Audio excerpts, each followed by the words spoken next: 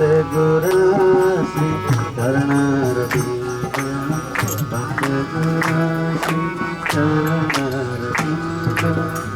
to have Krishna Katha, Krishna Nama. This is the way we will associate with great personalities. So, Chandramauli Maharaj, if you can say something.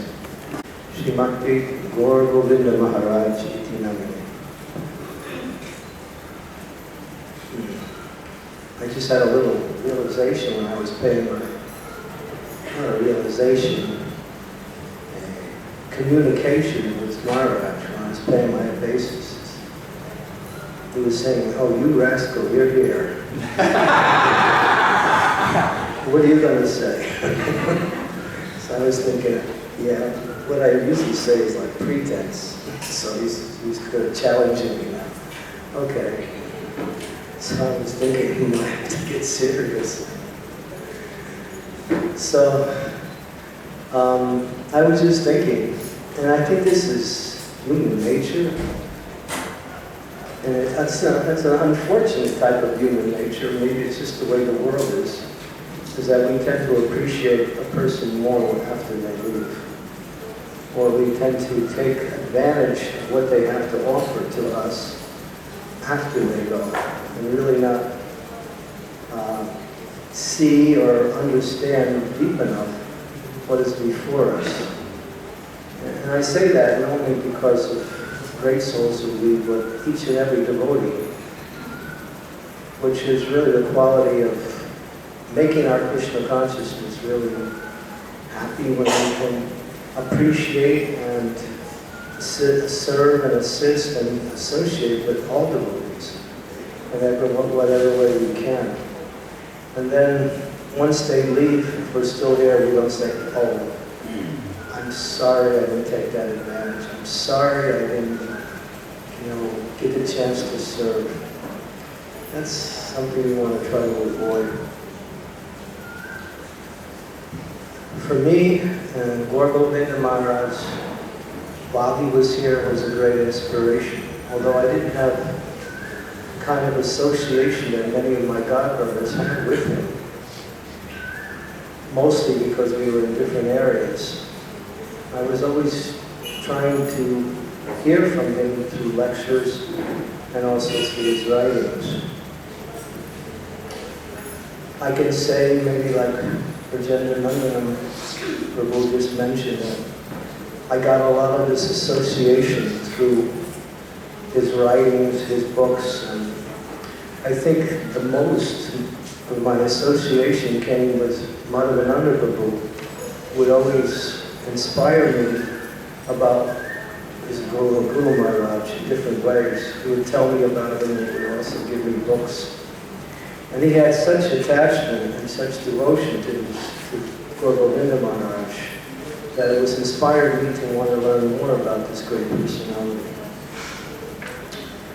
I was fortunate, I did have one particular, I'll tell this story. I know Madhavananda knows this story. It's a story I tell quite often.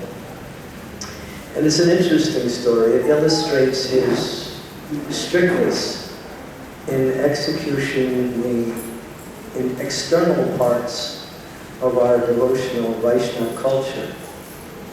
And this was in 1993, where Gour Govinda Maharaj at that time was touring different places in America, and he came to New Vrindavan.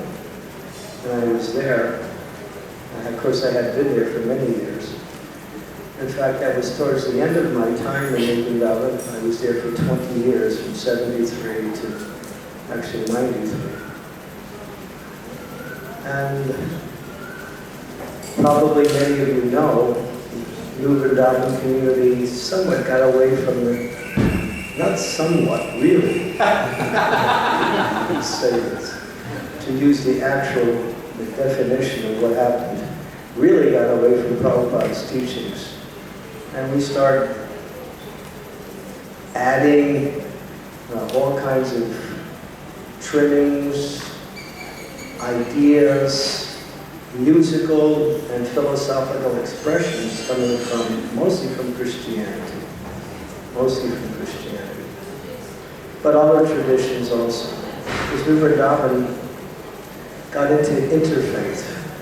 But the interfaith, we started to do programs with other religious traditions as a way of bonding with other groups. But after a while, that interfaith started to come into our movement as a standard for practice. And so we were dressing like Christians. We had Christian robes. Mostly Dominican style, with a long brown robe. And if you were a sannyasi, you had a gold belt. If you were a grahasta, you had a white belt around your... And I think that was... We also had sannyasinis too. I don't want to talk about that right now. But it really got, away from Prabhupada's teaching, standards, and practice. So Govinda Maharaj comes at that time, towards the end. So, he's very much fixed on giving his presentation, very jolly with the devotees. He sits down, he begins his lectures. He picked a verse from Chaitanya Charitamrita, discussed it.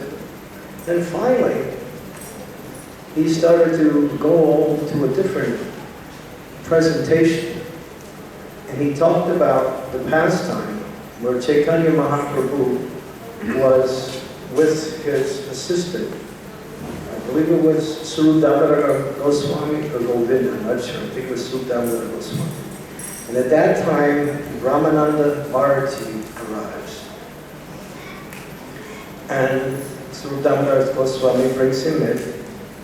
And he comes, he offers his respects to Chaitanya Mahaprabhu, and then Srudamara Goswami says, Ramananda Bharati is here.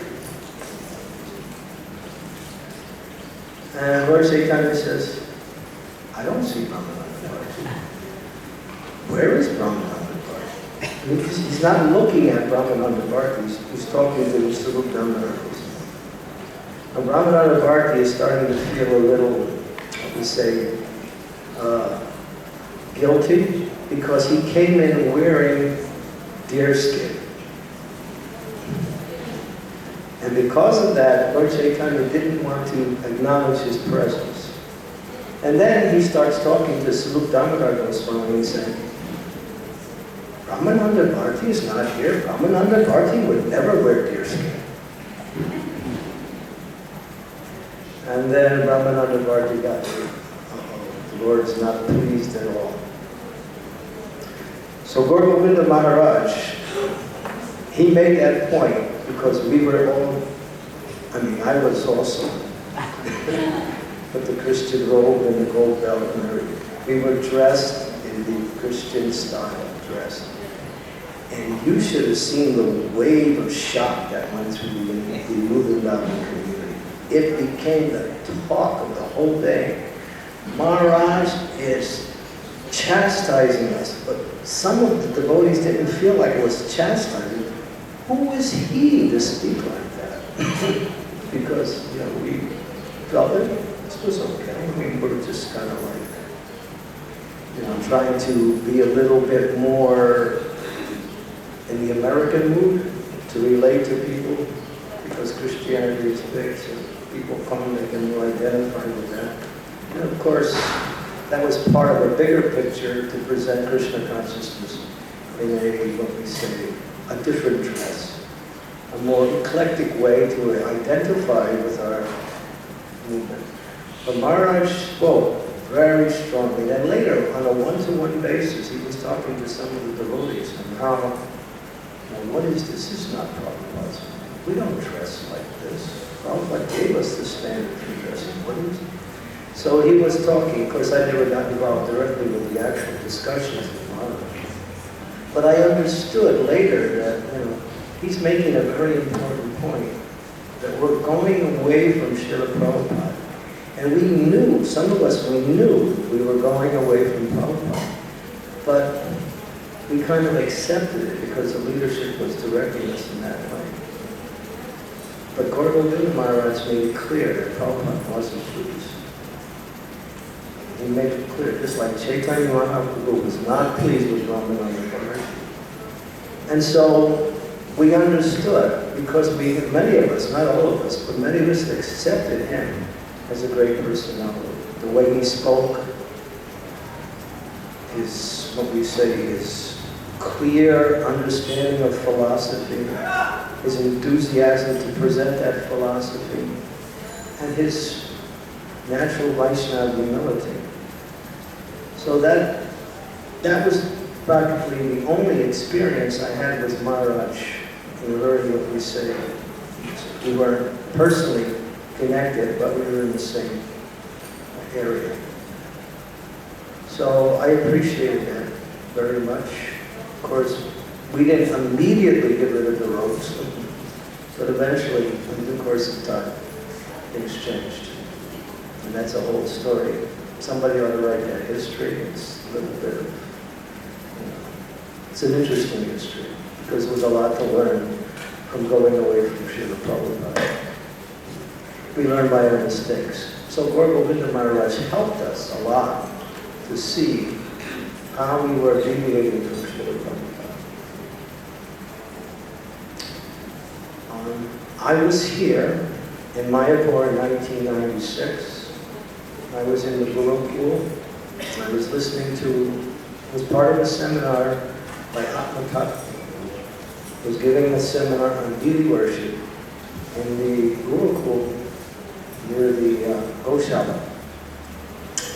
During the class, this was an evening class, we got the word.